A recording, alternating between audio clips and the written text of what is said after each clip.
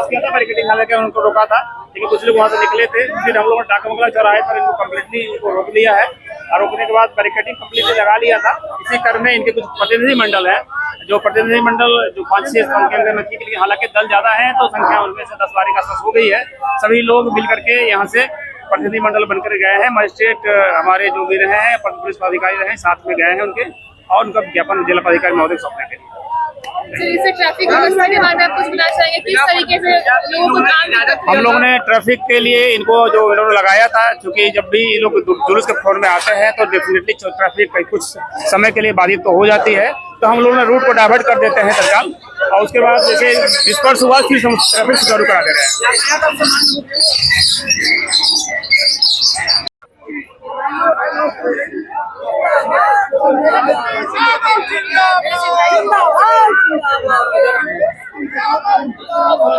ये जो आंदोलन है, आपको क्या लगता है कि सरकार कहाँ तक इसकी आवाज सुनेगी? देखिए, ये महागठबंधन का जो हम लोग रैली, उनको सरकार जो सोई सरकार है उसको जगाने का जो हम लोग काम कर रहे हैं, क्योंकि कई मुद्दे हैं, एक ही मुद्दा नहीं है। बढ़ती अपराध पे तो इनकी लगाम है नहीं। थोड़ा सा बारिश होता है तो पुल गिर जाता है, विपक्ष में हमारे राहुल गांधी जी का माइक बंद किया जाता है।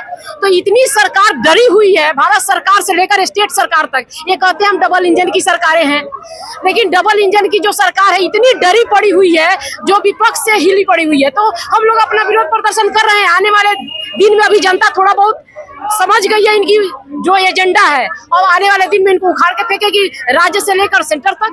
क्या लगता है इस आंदोलन से जनता आप लोगों के साथ जुड़ पाएगी?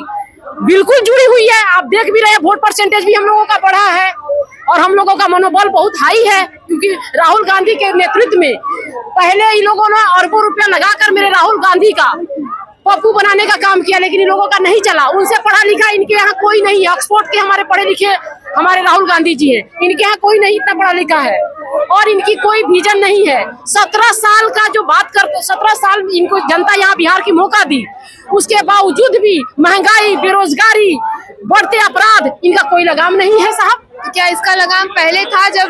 बिल्कुल था, बिल्कुल था। ये झूठ बोलते हैं, खाली एजेंडा सेट करने का इन लोग का काम है दिन रात।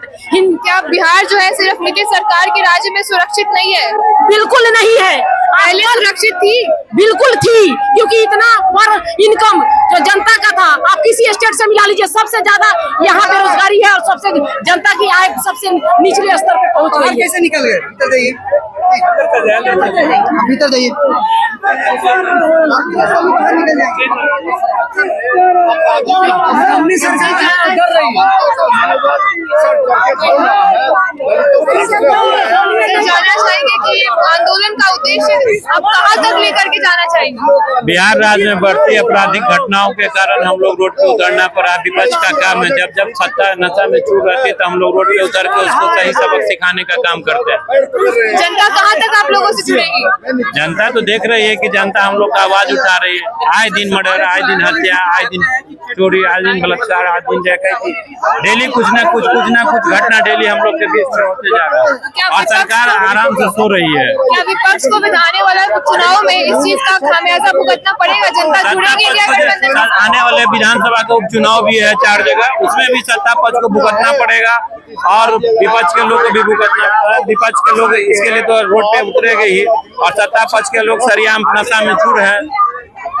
बिहार की जो जनता है वो सब देख रही है। हम लोग सड़क से लेकर सदन तक जाएंगे, और आज डाक बंगला चौराहे पर है, देख रहे हैं भीषण गर्मी में प्रदर्शन कर रहे हैं। जनता अपने आप जुड़ेगी, जनता के तमाम मुद्दों को लेकर हम लोग अक्सर रोड पर रहते हैं और आज भी हैं।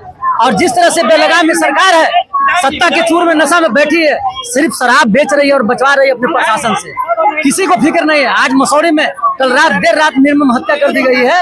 ऐसी सुशासन सरकार, कुशासन सरकार को हम लोग सत्ता से दूर भगाएंगे, और ये जनता भगाने वाली आने वाले आम चुनाव में।